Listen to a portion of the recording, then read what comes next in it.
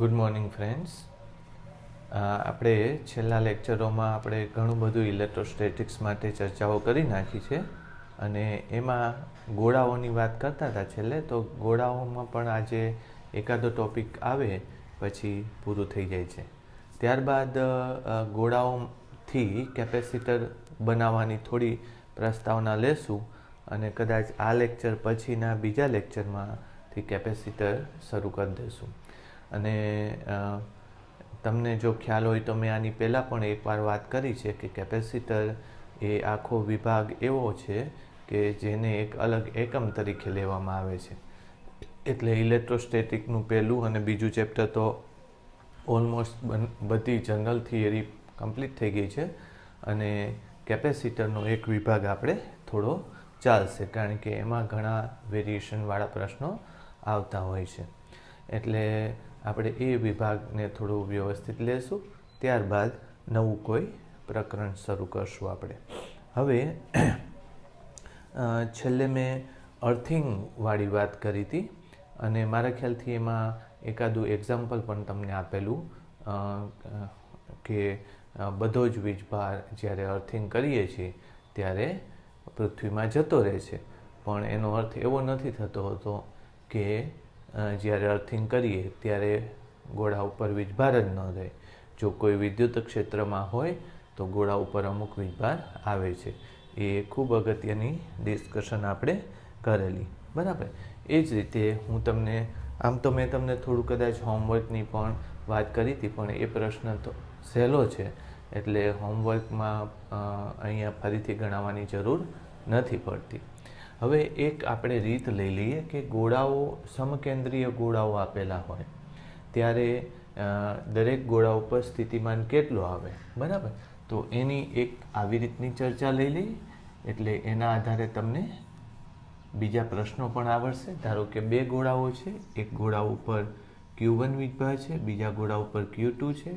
આની ત્રિજ્યા R1 છે અને આની ત્રિજ્યા R2 છે. આને પહેલો ગોળો કહીએ S1, આને બીજો ગોળો કહીએ S2. તો S1 ગોળા ઉપરનો સ્થિતિમાન લેવું હોય તો VS1 બરાબર પોતાના વીજભારને લીધે એની ઉપરનો સ્થિતિમાન તો કેટલો આવશે કે Q1. પોતાના વીજભારને લીધે એનો સ્થિતિમાન લઈએ તો એમાં કે Q1 આવશે, પણ એમાં ત્રિજ્યા શું આવે? R1 ત્રિજ્યા આવે, બરાબર. એટલે R1, બરાબર. ત્યારબાદ આ ગોળાને લીધે આ ગોળા ઉપર સ્થિતિમાન આવતો હોય છે તો કેટલો આવતો હોય છે તો કે બીજા ગોળાનો વીજભાર કેટલો છે? Q2 છે અને આનો સ્થિતિમાન KQ2/R2 થાય, પણ અંદર બધી જગ્યાએ એટલો જ થાય એટલે KQ2/R2 જ લખવાનો આવશે. આ સરવાળો થશે તો પહેલા ગોળાનો સ્થિતિમાન આટલો થશે, બરાબર.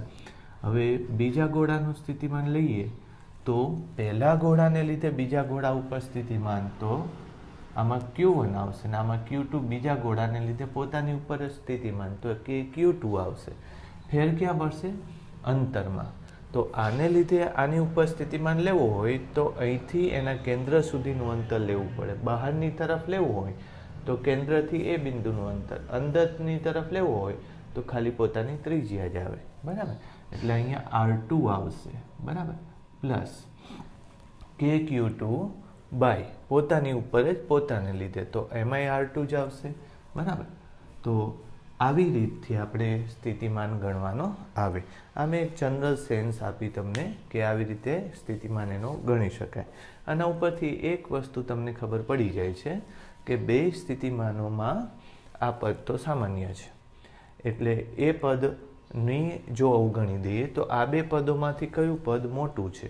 તો કે ત્રિજ્યા R1 નાની છે એટલે આ પદ મોટું છે, એટલે અંદરનો સ્થિતિમાન બહારના સ્થિતિમાન કરતાં મોટો થાય છે.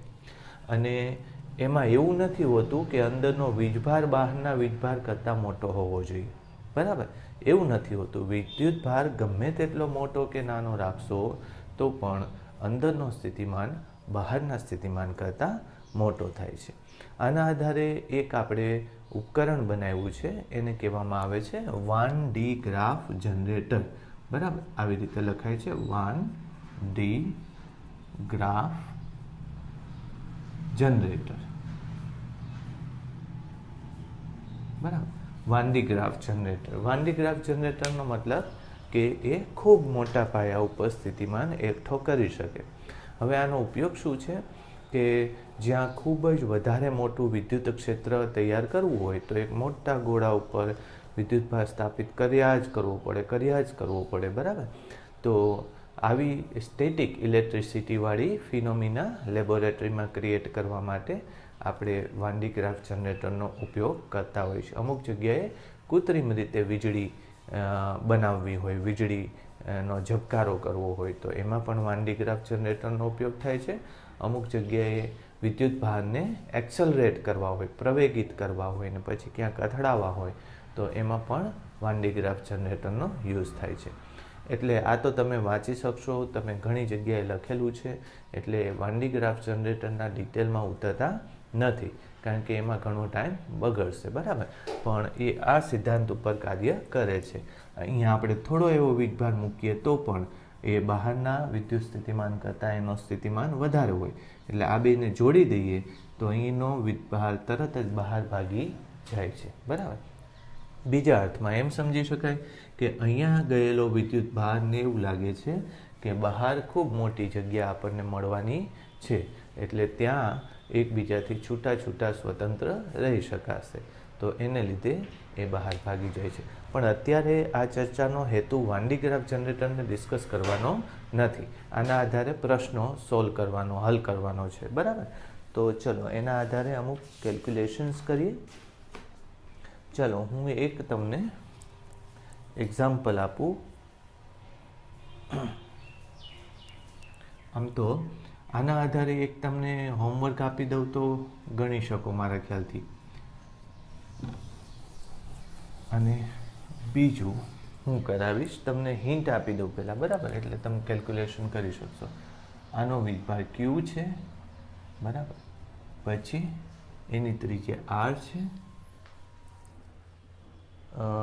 Q1 ઉપરનો વિદ્યુતભાર -Q મૂકેલો છે, આની ઉપરનો વીજભાર -Q છે, પછી 2 ઉપરનો વિદ્યુતભાર 2Q છે બરાબર. પછી અહીં સમજો કે એક ત્રીજો ગોળો છે અને આ ત્રિજ્યા કેટલી છે 2R2 છે, આ ત્રિજ્યા 2R2 છે, અને પેલાની 4R છે અને આ 4Q વીજભાર છે. આનો વીજભાર કેટલો છે 4Q અને આ ત્રિજ્યા કેટલી છે 4R. સમજ પડી ગઈ?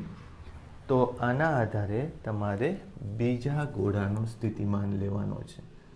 VS2 કેટલો થાય? આ S2 છે અને આ S3 ગોળો છે. તમને મેં આગળ પ્રશ્ન એટલે જ કરાવ્યો હતો કે તમને સમજ પડી જાય.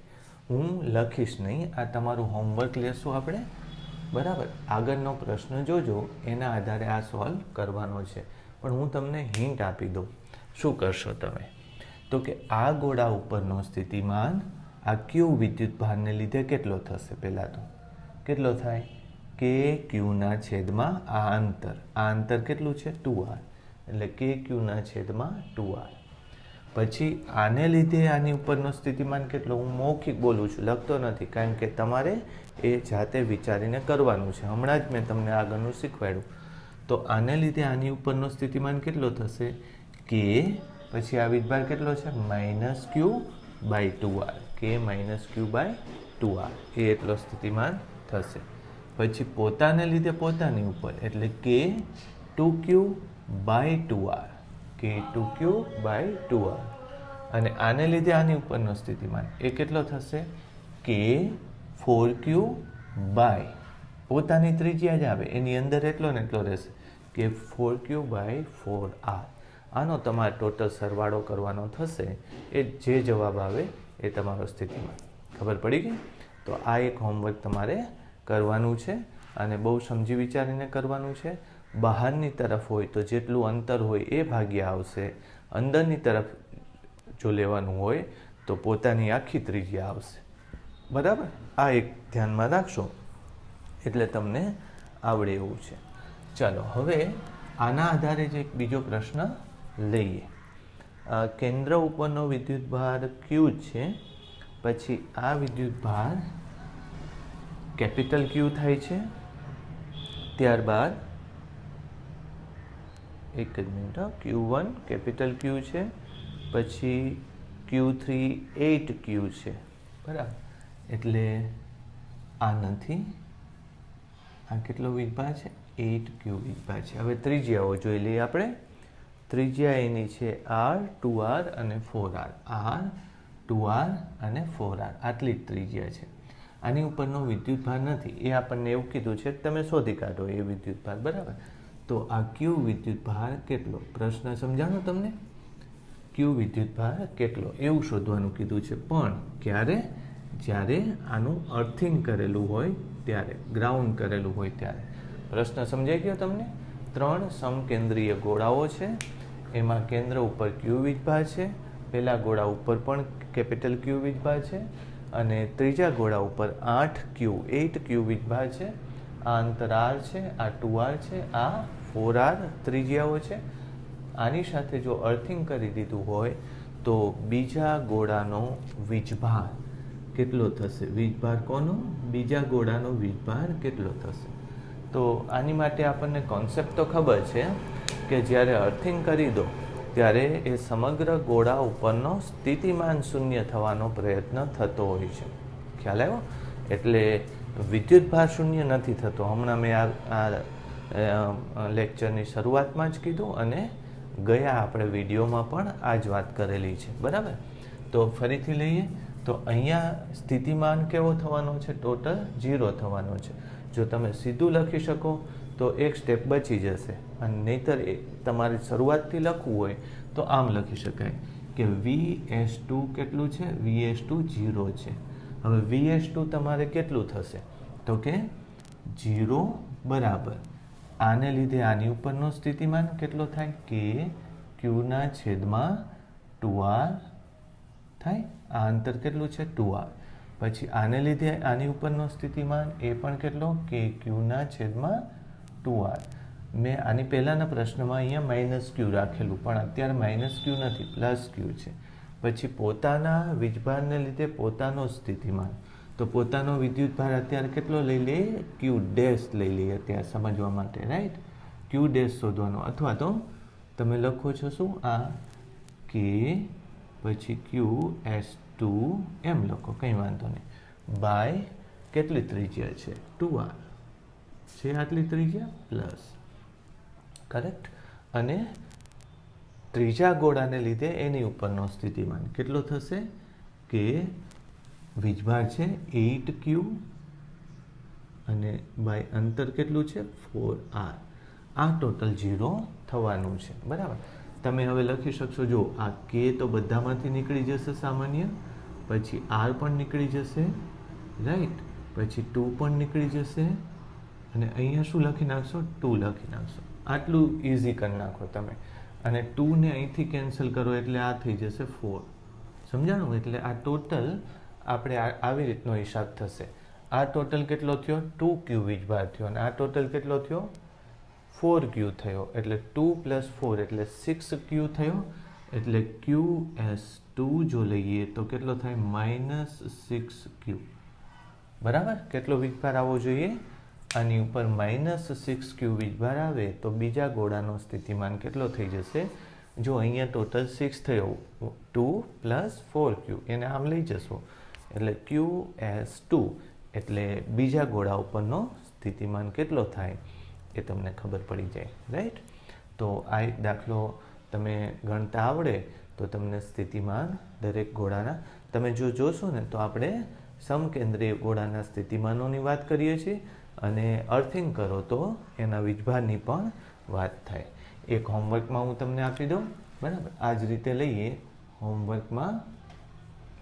પ્રશ્ન શું લખશું? અહીંયા Q લખશું, અહીંયા -2Q લખશું, અને અહીંયા 4Q વીજભાર લખશું,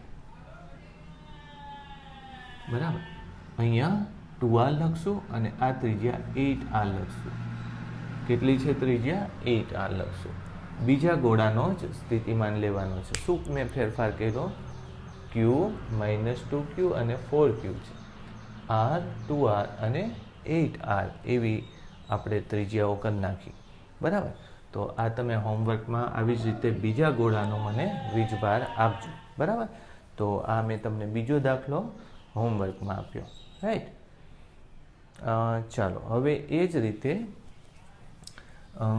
આવા પણ સ્વિચિંગવાળા પ્રશ્ન પણ પૂછે છે, તો એની પણ એકવાર ડિસ્કશન કરી દઈએ.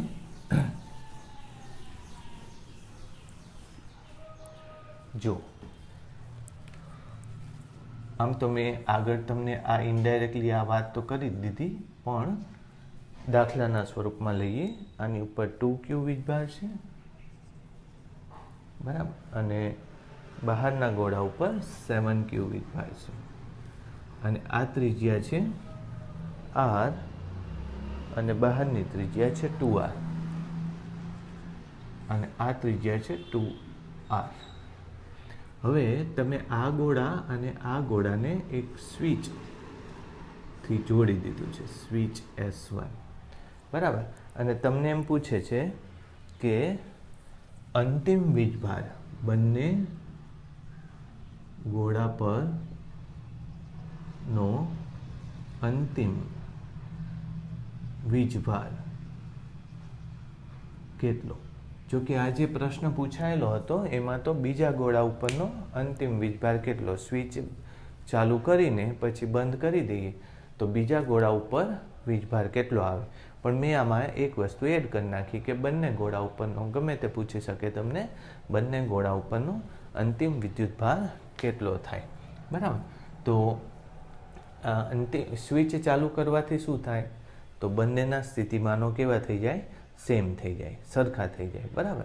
એટલે આમાં એમ ન કરાય કે 7 વીજભાર છે અને આ 2 છે, એટલે 7 + 2 એટલે 9, અને બેયને અડધો અડધો આપી દો એટલે 4.5 4.5 4.5 4.5 ક્યુ બેમાં જાય, એમ ન થાય. શું કામ?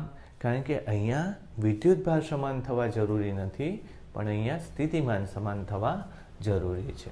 એટલે આપણે શું કરવાનું છે, બંનેના સ્થિતિમાનની વાત કરી દઈએ. તો પહેલા ગોળાનો સ્થિતિમાન લઈએ પહેલાં, બરાબર, અને પછી બીજા ગોળાનો સ્થિતિમાન, બંનેનો સ્થિતિમાન સમાન કરશો. પણ જ્યારે તમે સ્વિચ ચાલુ કરો, બરાબર, એટલે અહીંથી ધારી લો કે ક્યુ જેટલો ચાર્જ નાના ગોળા ઉપરથી મોટા ગોળા ઉપર જાય છે. એવું મેં હમણાં વાત કરી કે અંદરના ગોળાનો સ્થિતિમાન મોટો જ હોય અને બહારના ગોળાનો સ્થિતિમાન નાનો જ હોવાનો છે. એટલે વિદ્યુતભાર અંદરથી બહાર તરફ જવાનો છે, આ તમને ખબર પડી ગઈ. ધારી લો કે કેટલો વીજભાર અંદરથી બહાર જાય છે, ક્યુ જેટલો. તો આની ઉપર કેટલો વીજભાર રહ્યો, અંતિમ વીજભાર આની ઉપર કેટલો રહ્યો, 2q - q જેટલો અંતિમ વીજભાર રહ્યો. અને અહીંયા અંતિમ વીજભાર કેટલો રહ્યો, 2q + q જેટલો, એ બહાર જતો રહેશે. વાત સમજાણી? આને તમે સ્વિચ ચાલુ કરો તો આટલો રહેશે. ચાલો અંદરના ગોળાનો સ્થિતિમાન કેટલો થશે, તો કે k પછી 2q -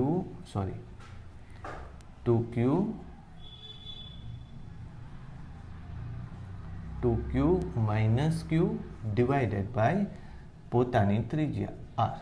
પછી બહારના ગોળાને લીધે અંદરના ગોળા ઉપરનો સ્થિતિમાન કેટલો, તો કે k 7q + q બાય કેટલું ત્રિજ્યા છે, 2r.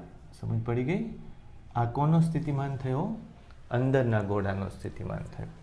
બહારના ગોળાનો સ્થિતિમાન કેટલો આવશે, કે પછી આને લીધે અહીંનો સ્થિતિમાન, તો કે એનો વીજભાર કેટલો છે, 2q - q. અને બહાર હોય તો અંતર લેવાનું, અંતર એટલે 2r અંતર લેશો ને તમે, બરાબર. ચાલો પછી પોતાના લીધે પોતાનો સ્થિતિમાન એટલે કેટલો થશે, કે 7q + q, અને કેટલું થાય, 2r. સમજ પડી ગઈ? આ પહેલો હું અહીં લખી નાખું કે VS1 = VS2 થાય એવું. તો બંનેના સ્થિતિમાનો આવી રીતે સૂત્ર લખી શકાય. તમને આ તો ખબર પડી ગઈ કે આ તો બે કેવું છે, સરખું છે, એટલે નીકળી જશે. k અને r બંને નીકળી જાય છે, બરાબર. હવે ખાલી સરખાવાનું છે, 2 × 2q - q = 2q - q. Clear? એટલે આમ જોવા જઈએ તો 2x = એક્સ એના જેવી વાત થઈ, બરાબર. એટલે 2x minus x is equal to 0. નહીં તો તમે આને સોલ્વ કરી નાખો, બરાબર. કેટલું થશે? 4q minus 2q is equal to 2q minus q. એટલે આ થશે 2q અને આ લઈ જશો એટલે q. તો કેટલો વીજભાર વહી ગયો હશે? તો કે q/2 જેટલો વીજભાર અહીંથી અહીંયા ગયો હશે. સમજ પડી? ધન વીજભાર આટલો ત્યાંથી ગયો હશે. ઓકે, તો પહેલા ગોળાનો વીજભાર કેટલો થશે? તો કે qs1 કેટલો થાય? 2q minus q is equal to 2q minus q/2. તો 4 માઇનસ q એટલે 3q/2. પહેલા ગોળાનો અંતિમ વીજભાર કેટલો રહેશે? 3q/2 જેટલો અંતિમ વીજભાર રહેશે પહેલા ગોળાનો, રાઈટ. ચાલો, qs2. બીજા ગોળાનો અંતિમ વીજભાર કેટલો? તો કે 7q પ્લસ q. તો 7q પ્લસ qની જગ્યાએ શું લખવાનું? q/2. એટલે 14 પ્લસ 1 15/2. એટલે આ 7.5q થશે અને આ કેટલો થઈ જશે? 1.5q. જો આવી રીતે મેં તમને એક્ઝામ્પલ આપ્યો, પણ એક નવી રીત આપણને જાણવા મળી, નવા પ્રોબેબલ ટાઈપ ઓફ ક્વેશ્ચન્સની ખબર પડી ગઈ કે તમને સ્થિતિમાનો તો સમાન કરતા આવડે જ છે, પણ તમને એમ પૂછે કે કેટલો વિદ્યુતભાર આમાંથી પહેલામાંથી બીજા ગોળા ઉપર વહી જશે, તો પણ આવડે તમને.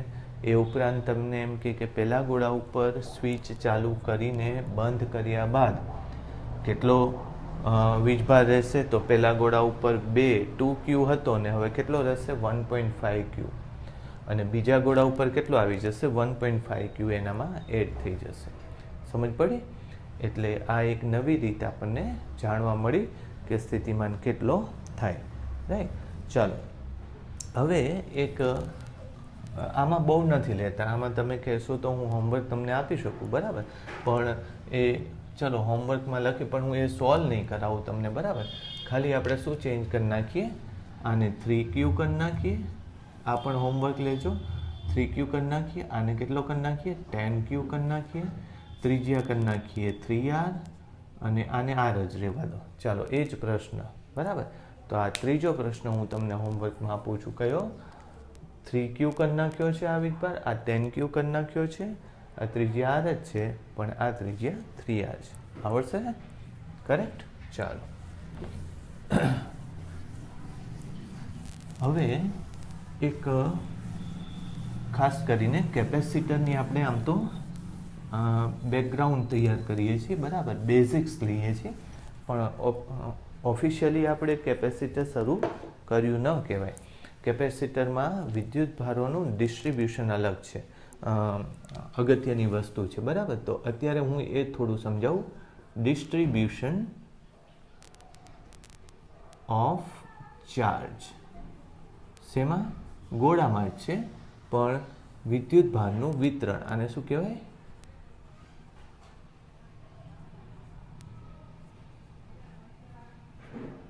વિદ્યુત ભારનું વિતરણ, ડિસ્ટ્રીબ્યુશન ઓફ ચાર્જ. પણ કોની માટે? સ્પીયર્સ માટે, ગોળાઓ માટે, બરાબર. એ આપણે એકવાર સમજી લઈએ. ધારી લો, એક જ મિનિટ, હું તમને આ 3 ગોળાઓની વાત કરી દઈએ. પછી પ્લેટોમાં પણ આવી જ રીતે આવશે ડિસ્ટ્રીબ્યુશન ઓફ ચાર્જ. ગોળાઓ આખા નથી દોરતો, આવી રીતે દોરું છું, બરાબર. એમાં q, 2q, 3q અને -q. આ -q છે, આ 3q છે, આ 2q છે અને આ q છે, બરાબર. આ કયા? ધાતુના ગોળાઓ છે, ધાતુના પોલા ગોળા. ધાતુના પોલા ગોળા માટે છે. તો આમાં વિદ્યુતભારનું વિતરણ કેમ થાય? તમને એમ થાય કે વિદ્યુતભાર તો ડિસ્ટ્રીબ્યુટ કરીને જ આપ્યા છે, તો આમાં શું બીજું ડિસ્ટ્રીબ્યુશન કરવાનું છે, બરાબર. પણ એકચ્યુઅલી શું થાય કે જ્યારે ગોળો હોય તો ગોળાને 2 સપાટી, આ મારો હાથ છે, બરાબર. આવી રીતે આ ગોળાની સપાટી હોય તો એની એક સપાટી આ અંદરની થશે અને બીજી સપાટી બહારની થશે. તમે પહેલાં જ જોયેલું છે કે મેં જ્યારે તમને કવચની વર્ણન કર્યું હતું ત્યારે કવચની અંદર તરફ પણ વીજભાર આવતો હતો, બહારની તરફ પણ આવતો હતો. પણ યાદ કરજો કે કવચના અંદરની સપાટી ઉપર વીજભાર ક્યારે આવતો હતો? તો કે એ કેવિટી એટલે કે પોલાણમાં વીજભાર હોય તો અંદરે વીજભાર આવે અને બહારે વીજભાર આવે. પણ એક વસ્તુ તમે એ સમજાતા કે પોલાણનો વિદ્યુતભાર બહારની સપાટી ઉપરના વિદ્યુતભાર બરાબર થઈ જાય છે, આ તમને ખબર હતી, બરાબર. પણ એનું આ એક થોડું વધારે સિમ્પ્લિફાઈડ વર્ઝન છે. એટલે આપણે શું લખવું પડે? આ સપાટી ઉપર અને અહીંયા, આ સપાટી ઉપર અને અહીંયા, એ જ રીતે વિદ્યુતભારનું ડિસ્ટ્રીબ્યુશન કરવું પડે, રાઈટ. એટલે ચલો હવે એ સમજીએ. તો સૌથી પહેલાં તો બહારની સપાટી ઉપર વિદ્યુતભાર કેટલો છે? અહીંથી શરૂ કરીએ, બરાબર. એક જ મિનિટ, હું તમને કેલ્ક્યુલેટ અંદર હું ભૂલ કરી છે. મેં 3 ગોળાઓ દોર્યા ને મેં, એટલે આ 3 જ ગોળા છે, અંદર રાખવો જોઈએ, નહીં તો ન થાય ને. અહીંયા વીજભાર છે, આમાં ત્રિજ્યા એટલી અગત્યની બનશે નહીં. અંદર ગોળો નથી. મેં હમણાં જ વાત કરીશું કે પોલાણમાં વીજભાર હશે તો અંદરની સપાટી ગોળાની, આ ધારો કે આ ગોળો છે, અહીંયા વીજભાર હશે તો અહીંયા વીજભાર આવે ને તો અહીંયા આવે, બરાબર. એટલે અંદર તો વીજભાર આપણે રાખવો પડશે. ચાલો હવે હું અહીંયા ડિસ્ટ્રીબ્યુશન કરતો જાઉં. તમને ખબર છે કે આ ક્યુ હોય તો આની ક્ષેત્રરેખા આની બહાર ન જઈ શકે, એની માટે એ ગોળાએ સામે કેટલો વીજભાર મૂકી દેવો પડશે? -q જેટલો વીજભાર મૂકી દેવો પડશે, જેથી આ બે એકબીજાને શું કર્યો કહેવાય? ન્યુટ્રીફાય કર્યો કહેવાય. પણ આ ગોળા ઉપર કુલ વીજભાર કેટલો છે? 2q. અને એમાંથી -q વીજભાર ક્યાં જતો રહ્યો છે? અંદર જતો રહ્યો છે. તો એનો મતલબ એમ કે મારે બહાર કેટલો વીજભાર મૂકવો પડશે? 3q વીજભાર મૂકવો પડશે પ્લસ. સમજ પડી ભાઈ? આ બેનું ટોટલ આ થવું જોઈએ. -q અંદર જરૂરિયાત છે એટલે મેં બહાર કેટલો મૂકી દીધો? +3q. આમ તો મૂક્યો નથી હોતો, પણ ગોળામાં જ ઇન્ડક્શન એવું થાય છે કે જેથી કરીને -q અહીંયા આવે તો બહારની સપાટી ઉપર +3q વીજભાર આવી જાય. હવે આ ગોળા માટે આ વીજભાર અંદરનો કહેવાય. આ વીજભાર એને અંદર, આ વીજભાર એને કંઈ કન્ટ્રીબ્યુટ નથી કરતો, કારણ કે બહારના ગોળા માટે આ તટસ્થ છે. ખાલી આ વીજભાર એની માટે અગત્યનો છે. તો બહારના ગોળા માટે પોલાણમાં રહેલો વીજભાર કેટલો કહેવાય? 3q કહેવાય. આ ટોટલ 0 થઈ ગયું. એટલે જો 3q અંદર વીજભાર હોય તો બહારનો ગોળો પોતાની અંદરની સપાટી ઉપર અંદર રહેલા વીજભાર જેટલો જ વિરુદ્ધ વીજભાર પ્રોડ્યુસ કરશે. એટલે આ 3q થયો. હવે 3qનું ટોટલ +3q બનવું જોઈએ તો અહીંયા કેટલો થવો જોઈએ? 6q થવો જોઈએ. ટોટલ કરો જો આ 3q થઈ જાય. સમજ પડી? હવે આ ગોળા માટે અંદર કેટલો વીજભાર રહેલો છે? તો કે આ બે ટોટલ 0, આ બે ટોટલ 0, એટલે અંદર કેટલો રહેલો છે? 6q વીજભાર રહેલો છે. તો 6q હોય તો અહીંયા કેટલો લખશો? -6q લખી નાખશો. -6q માંથી ટોટલ -q થવું જોઈએ. એટલે ટોટલ કેટલું થશે? અહીંયા 5q જેટલું થવું જોઈએ. વાત મારી સમજાણી? તો આ આપણો આન્સર છે કે ડિસ્ટ્રીબ્યુશન ઓફ ચાર્જ આવી રીતનું થાય. આ બધા વિદ્યુતભારો તમે મૂક્યા છે, તમે મૂકીને જતા રહ્યા તો એ ગોળાઓ પોતાના વિદ્યુતભાર આવી રીતે એડજસ્ટ કરશે. સમજ પડી? તો કેપેસિટર માટે આ ડિસ્ટ્રીબ્યુશન ઓફ ચાર્જ તમને આવડે એ ખૂબ અગત્યનું છે, રાઈટ. એટલે એક આને બસ એક્ઝામ્પલ જ લેવાની જરૂર છે. એક બીજું એક્ઝામ્પલ જો તમારી કદાચ કોન્સેપ્ટ ક્લિયર ન હોય તો કરાવી દો.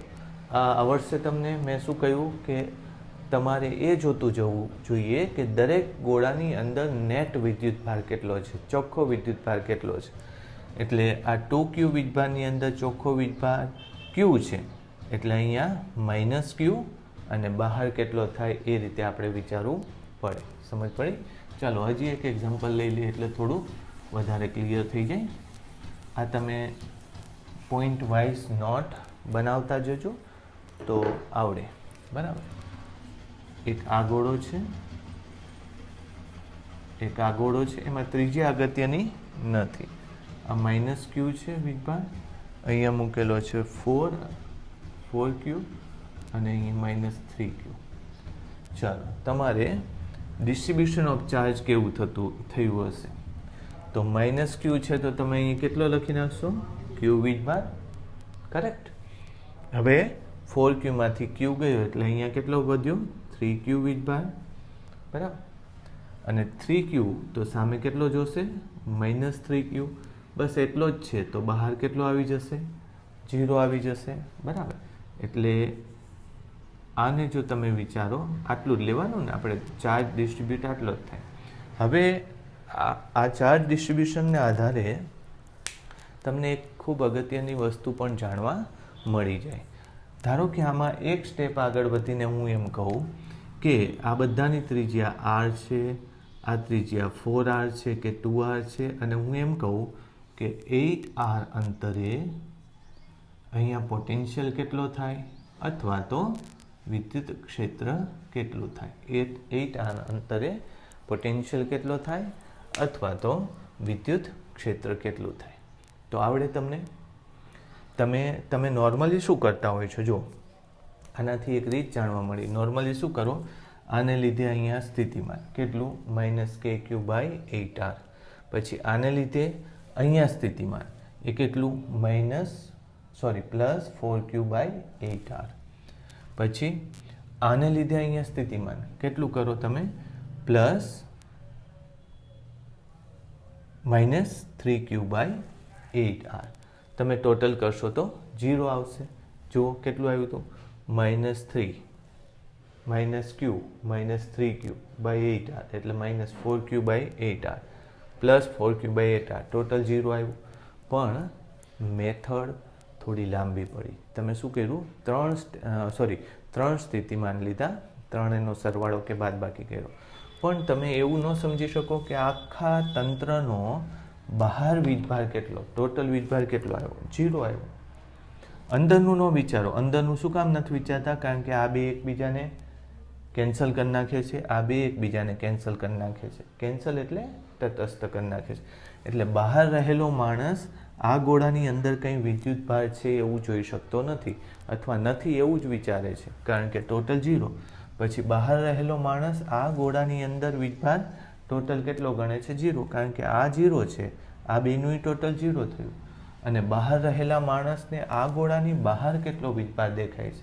બસ એની માટે એ જ અગત્યનું છે. અંદર તો ટોટલ કેટલો થાય? જો ધાતુનું પોલાણ હોય તો અંદર ટોટલ કેટલો થાય? 0 જ થાય. એટલે તમે આ ડિસ્ટ્રીબ્યુશન ઓફ ચાર્જ, વીજભારના વિતરણથી તમને બહાર કેટલું સ્થિતિમાન આવશે એ પણ ખબર પડી જાય ગણ્યા વગર. તમને જો ચાર્જનું વિતરણ કરો પછી આના આધારે અહીંયા સ્થિતિમાન કે ક્ષેત્ર કેટલું આવે એ ગણી નાખો. 0, કંઈ આવતું નથી. સમજ પડી? તો આ એક મહત્ત્વની વાત મેં તમને કરી કે ચાર્જનું વિતરણ તમને એ પણ શીખવાડે છે કે કેપેસિટર કેમ બને. એ તો હું ત્યારે પાછો શીખવાડું જ છું, પણ બહાર વિદ્યુત ક્ષેત્રની પ્રબળતા કેટલી આવશે એ પણ તમને શીખવાડી દે છે. બરાબર. ચાલો, હવે એક ખૂબ નાનો ટોપિક છે એ લઈ લઈએ. અને આમ તો તમને ખબર જ છે એટલે મારે એમાં વર્ણન કરવાની જરૂર નથી. એમાં શું કહેશું? ઉર્જા ઘનતા. શું કહેશું? ઉર્જા ઘનતા. એટલે આજે મેં તમને એક નવી વાત શું શીખવાડી? ડિસ્ટ્રીબ્યુશન ઓફ ચાર્જ, વિદ્યુત ભારનું વિતરણ અને ઉર્જા ઘનતાની આજે થોડી વાત કરીએ. વીજભારની ઉર્જા, વીજભારને લીધે ઉર્જા ઘનતા. એક આપણી પાસે ગોળો છે. ગોળો ન લો તો કોઈ પણ સપાટી એ લઈ લેવાય, વાંધો નથી. ચલો એમ પણ લઈએ. આડી અવળી કોઈ સપાટી લઈ લો, ધાતુની સપાટી લો થોડી વાર માટે, પછી ધાતુ લેવાની જરૂર નથી.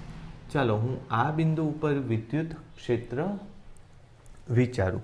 વિદ્યુત ક્ષેત્ર નહીં, આપણને ખબર છે કે નાનકડો એવો ટુકડો લઈ લો. ટુકડો આમ તો એનાથી એ થાય, એક સપાટીનો નાનો ટુકડો લીધો અને એનું ક્ષેત્રફળ કેટલું છે? dA. તો વીજભાર જો આની ઉપર મૂકેલો હોય, આમ અંદર વીજભાર આમ તો ક્યાં આવશે? બહાર આવે ને.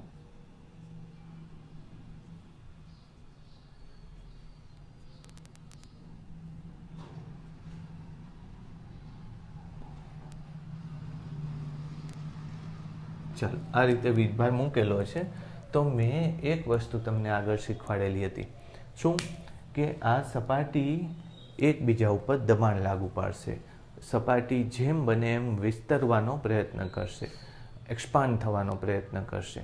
તો એ કેટલો પ્રયત્ન થાય છે, તો એ હું ફરીથી નથી લેતો, એ આટલું દબાણ લગાડે એટલો પ્રયત્ન થાય છે. યાદ છે આ વસ્તુ? કેટલું? σ²/2ε0. સિગ્મા એટલે શું થશે? તો કે આ વિસ્તારની વીજભાર ઘનતા. આમ તો બધે વીજભાર ઘનતા આપણે સમાન જ લેવી જોઈએ, પણ જો અનિયમિત આકારની સપાટી હોય તો વિદ્યુતભાર ઘનતા અલગ અલગ થશે. એટલે આ વિસ્તારની વીજભાર ઘનતા કેટલી મેં વિચારી? સિગ્મા. તો દબાણ કેટલું લગાડે છે? σ²/2ε0. જો તમને યાદ ન હોય તો મારા આગળના વિડીયો જોજો, એમાં આ દબાણ કેટલું કેવી રીતે મેળવાય એ શીખવાડ્યું હતું મેં તમને. અને એમાં આ ટુકડો કાઢીને બાકીના ટુકડાને લીધે લાગતું દબાણ લેવાનું હોય છે, પોતાને લીધે નથી લેવાનું હોતું. નહીં તો તમે શું લખો? આનો જવાબ શું આવ્યો હતો? σ²/ε0. એકવાર મેં આવું શીખવાડ્યું, પછી મેં તમને ભૂલ સુધારી હતી કે ભાઈ આ તો ભૂલ કહેવાય, આ ન આવે. બરાબર? તો આ દબાણની વાત થઈ. ઓકે, હવે આ દબાણ ઉપરથી આપણે શું કરવું છે કે ઉર્જાની વાત કરવી છે. એક્સપાન્ડ થાય, ધારી લો કે આ કેટલું આગળ વધે છે, વિસ્તરીને આ સપાટી આટલી આગળ વધે છે, ગમે તે રીતે. બરાબર? તો આટલો જે વિસ્તાર છે એ વિસ્તાર કેટલી લંબાઈનો છે? dl લંબાઈનો છે. બરાબર? એટલે મારી વાત સમજાણી? તમે વીજભાર મૂકશો, તમે સમજો, આવું સમજો કે એક ફુગ્ગો છે, બરાબર, અને એને ફૂલાવીએ છીએ તો દબાણ વધવાને લીધે ફુગ્ગો આવો થશે. બરાબર? તો ફુગ્ગાની સપાટી કેટલી આગળ વધી? તો કે dl જેટલી આગળ વધી. બરાબર? એટલે દબાણને લીધે એ સપાટી વિસ્તરે છે, અને વિસ્તરીને ક્યાં સુધી વિસ્તરી જાય છે? જ્યાં સુધી બહારનું ને અંદરનું દબાણ ઇક્વલ ન થઈ જાય. તો અત્યારે આ દબાણને લીધે dl જેટલી સપાટીનું વિસ્તરણ થાય છે. તો જે કાર્ય કરશો W, એ કાર્ય જેટલી ઉર્જા આ વિસ્તારમાં સંગ્રહિત થઈ જાય. વાત સમજાય છે? સાચો કોન્સેપ્ટ આવો છે કે આ સપાટી વિસ્તરીને ઉપર ગઈ તો એ ઉપર લઈ જવા માટે કાર્ય કરવું પડે. બરાબર? તો એ જે કાર્ય છે એ કાર્ય એનામાં ઇલેક્ટ્રોસ્ટેટિક એનર્જીના ફોર્મમાં સ્ટોર થઈ જશે, સંગ્રહિત થઈ જશે. બરાબર? તો અને તમે જો કદાચ 11મા ધોરણમાં પૃષ્ઠતાણનું ચેપ્ટર ભણ્યા હોય તો એમાં આવું આવે છે. બરાબર? કે જ્યારે સપાટીને એક્સપાન્ડ કરો ત્યારે કંઈક કાર્ય કરવાની જરૂર પડે છે, એ એનામાં પૃષ્ઠ ઉર્જા તરીકે સ્ટોર થઈ જાય છે. તો અહીંયા કેટલું કાર્ય થયું? તો કે F, ધારો કે આને ઉપર લઈ જવા માટે લાગુ પાડવામાં આવેલું બળ ગુણ્યા dl. dl એટલે કેટલું? આ સપાટીને કેટલો ધક્કો માર્યો તમે? dl જેટલો ધક્કો માર્યો. એટલે આમ છે, તમારી સપાટી અહીંયા કેટલી હતી? dA જેટલી સપાટી હતી. એ સપાટીને નાની એવી સપાટી લઈએ છીએ, આખી સપાટી અત્યારે નહીં લઈ, તો એને કેટલું? dl જેટલું એને સ્થાનાંતરિત કર્યું આપણે. તો એ સ્થાનાંતરિત કરવા માટે કેટલું કાર્ય થયું? એ કાર્યને આમ તો શું લખી શકાય? dw લખી શકાય, પણ મેં અત્યારે ધારી લો કે w લખ્યું છે. ચાલો, હવે તમે આને શું લખી શકો? f/dA, જો યાદ હોય તો, ઇઝ ઇક્વલ ટુ σ²/2ε0. એટલે મને f મળી જશે. f બરાબર σ²/2ε0 ઇન્ટુ dA. આ બળ થયું. બરાબર? એક. પછી આને હું અહીંયા લખી નાખું. બરાબર? w બરાબર f ગુણ્યા dl. fની કિંમત ખબર છે, σ²/2ε0 ઇન્ટુ dA ઇન્ટુ કેટલું થયું? dl થયું. ચાલો, હવે dA એટલે આ ભાગ છે અને dl એટલે આ ઊભો ભાગ છે, એટલે નળાકારનું ઘનફળ થશે ને. આ શું કહેશે? The volume of the cylinder. તો એ કેટલું થશે? σ²/2ε0 ઇન્ટુ, આની જગ્યાએ હું શું લખી નાખું? dv, કારણ કે વોલ્યુમ કદ બરાબર ક્ષેત્રફળ ગુણ્યા એની લંબાઈ. આવું થાય? કરેક્ટ? ચાલો, તો આ જે છે, જે કાર્ય કર્યું એ એનામાં શેના તરીકે સંગ્રહિત થઈ જાય છે? ઉર્જા, અથવા તો એને શું લખશો? સ્થિતિ ઉર્જા, પોટેન્શિયલ એનર્જી તરીકે સંગ્રહિત થઈ જાય છે. મેં તમને કીધું કે જો આ નાનો વિસ્તાર છે તો આ કાર્યને W લખો તોય ચાલે અને dW લખો તો પણ ચાલે. એટલે જો હું આને U રાખો તો પણ ચાલશે. આને હું આમ કરી નાખું dV તો આ શું આવશે વિચારો તો કે આની અંદર એકમ કદની અંદર એકમ કદ બનાવવાનું. ધારો કે આ એકમ કદ છે, બરાબર. તો એકમ કદની અંદર સંગ્રહિત ઉર્જા થઈ આ, બરાબર. અને એકમ કદની અંદર સંગ્રહિત ઉર્જાને આપણે શું લઈએ છીએ? ઉર્જા ઘનતા.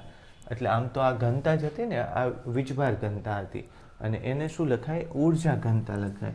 એટલે આમ તો જો સિગ્મા લખો તો સિગ્મા, નહીં તો રો ઇન્ટુ E લખીએ. રો ઓફ E એટલે energy density due to static electricity. એટલે શું થશે? સિગ્મા સ્ક્વેર બાય 2ε0 જેવું આવશે.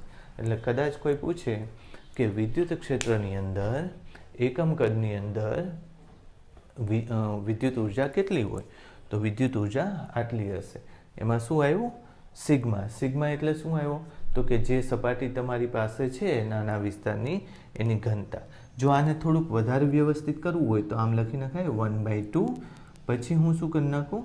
એક ε0 થી ઉપર ગુણી નાખું અને ભાગી નાખું.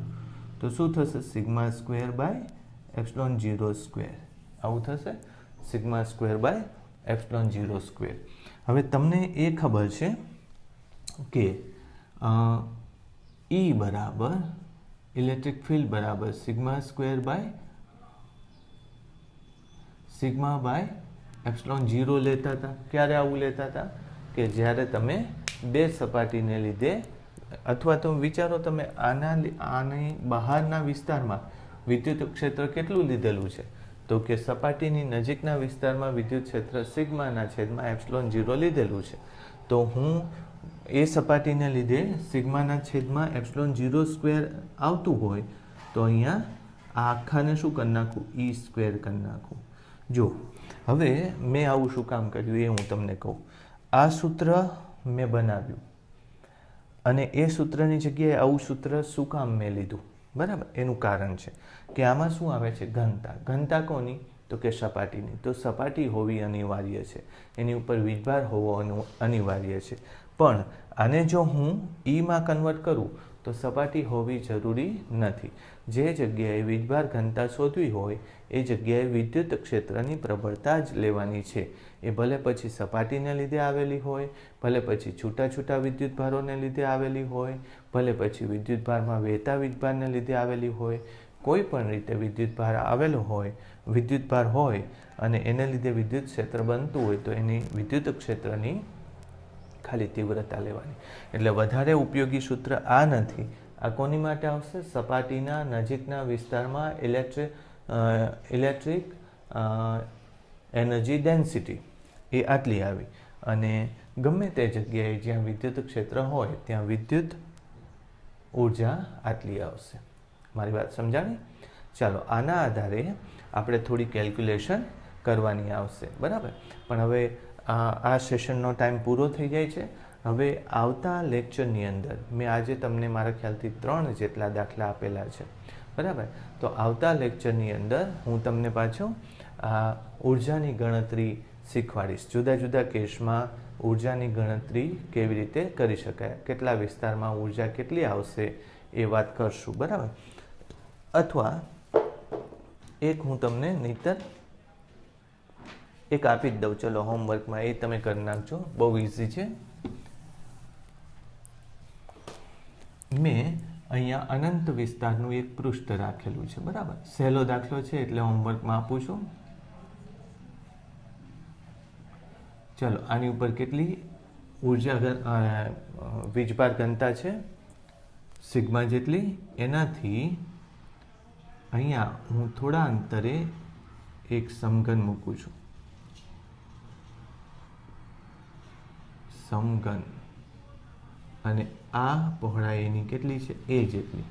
તો આ સમઘનની અંદર કુલ ઉર્જા કેટલી? આ તમારું હોમવર્ક. સમઘનની અંદર કુલ ઉર્જા કેટલી? આ તમારું હોમવર્ક. આવડશે તમને? મેં શું કીધું?